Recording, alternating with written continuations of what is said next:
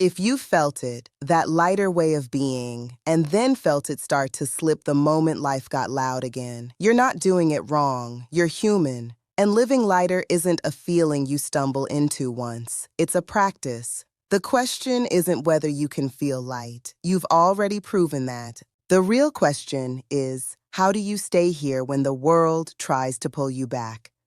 I'm going to walk you through 4 anchors. Simple, daily practices that keep you feeling lighter, even when life gets heavy. The first one is what I call the morning check.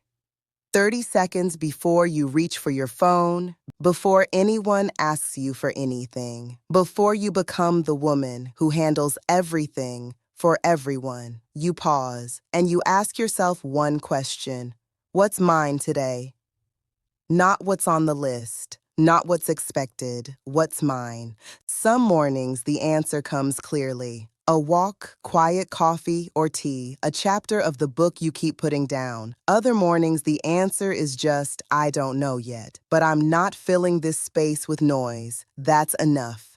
30 seconds. But it changes the direction of the entire day because you're not starting from obligation. You're starting from you.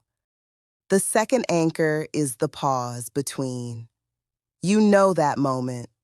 You finish one thing and your hand is already reaching for the next. One call ends and you're checking messages before you exhale. You move from one role to the next, never quite returning to yourself. The pause between breaks that rhythm. Between tasks, between conversations, between who you are at work and who you are at home. 3 breaths. That's the practice. Breathe in, breathe out. Remember where you are. You're not rushing, you're remembering. And what comes back in that open space?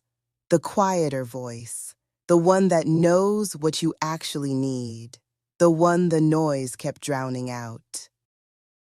And I want to pause here because those first 2 anchors are about protection, guarding your peace, but the next 2 are about pleasure. And this is where so many Black women slip, because protecting yourself is hard, but receiving joy, that can be even harder. Let that sink in. The third anchor is one small pleasure every single day. Not earned, not optimized, and not turned into a side hustle. Just yours. This is harder than it sounds because we've been conditioned to believe that if something feels good and serves no purpose, it's wasteful. We've been taught that joy is what you get to have after everything else is done, but everything else is never done. So here's the practice. Find one thing today that brings you pleasure and has absolutely nothing to do with achievement. It could be sitting outside with your morning coffee or tea, reading a novel for 20 minutes, singing along to your favorite song, watering your plants, or watching the sunset. You're not a machine that performed well and deserves a reward. You're a woman who has spent decades putting yourself last. And this is where you practice putting yourself first. The fourth anchor is the evening release. Before you close your eyes tonight, ask yourself one question. What did I carry today that isn't mine to hold? Her opinion, his mood, or their expectations? The guilt that belonged to someone else? The worry about things you can't control? Name it, and then put it down. You've been carrying other people's weight for decades. You've been the emotional landing pad for everyone in your orbit. And letting go, real letting go, is not a one-time decision. It's a nightly practice. Every evening, you release what isn't yours. And every morning, you wake up a little lighter. Sis, here's what I know about you. You've already done the hard part.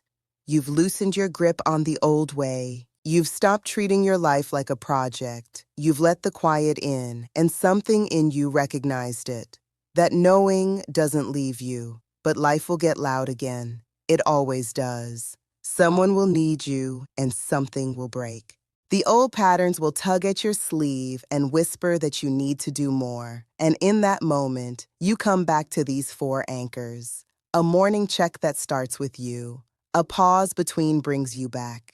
Joy that reminds you, feeling good is your birthright. An evening release that puts down what was never yours to carry. Living lighter isn't a feeling you chase. It's a practice you choose every single day. It isn't a theory you study or something to perfect. It's what happens on an ordinary Tuesday when you stop treating your life like something to optimize and start treating it like something to live. Not because you've earned it, because you're alive. And sis, that's enough. You're not starting over, you're starting from wisdom. In this series, we've walked through what living lighter actually feels like. Letting go, releasing the fear of being seen, choosing joy, discovering what a day without projects can teach you, and how to stay light when life gets heavy again. If this message resonated, please hit like and subscribe. And share this with a woman who's trying to stay light in a heavy world, because this practice is easier when you're not doing it alone. Thanks for watching, and I'll see you in the next one.